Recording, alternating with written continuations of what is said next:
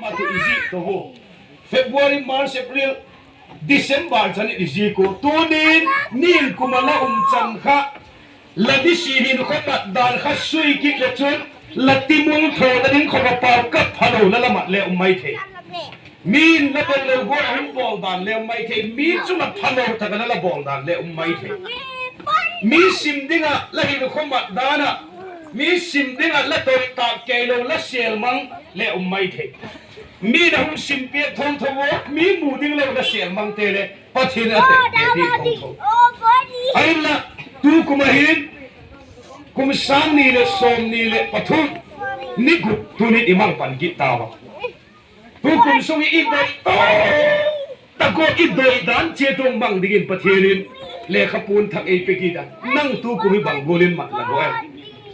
turin ka tu te ba nga thu gen kai zekin pathien mal som na adon du doi kai zekin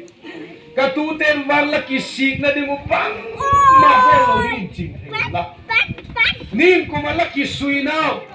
za tak ding ngam mi hum dui san na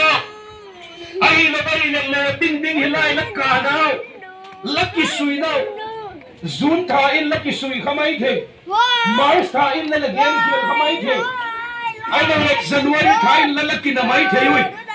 ai lo le zu le sal la sen bang dam ti cho pui bang kol be ru ki pa do ka ti bang e ka ngai tu na in ka gel dok se ka kuti ko dam chu apu to amin sak pa to ki ka ama chung chang ka ba gen hi hen nang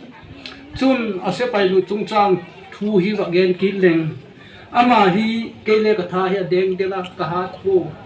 ei pa tha deng de na na chu cha te le a deng de thobu ye ban ama anu le se pi po tak sa pim ta na lengan a u te hi bang lo ba hi ale au slong se kul kai na uma college ba kaya pathian len gu thi ama khop mai ya pathian in ei pui hoi dan hi i kam ge la na le ka ge hi hen lang au ge ni na ba suka ye chun gol pha aloi pa pa khom le thai le na ka umun aloi pa khatak mai ya hi ama le a uma yu te chana kho mu hi le pa khom le se pa ala pang hi ta ye kin au publish a bola amin bata ka pa tin thang go le pa pha le ngai na tak mai hi na zalun le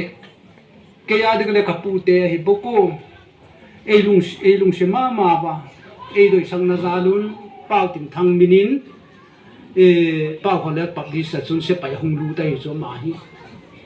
pu te zal ka zo na pu te lung se na ka chan na pu te chung le ki pa thu ka ba ge hi hen lang i chun adu dan hi ba gen ki ting ka tin tai lama le ama e tai hi le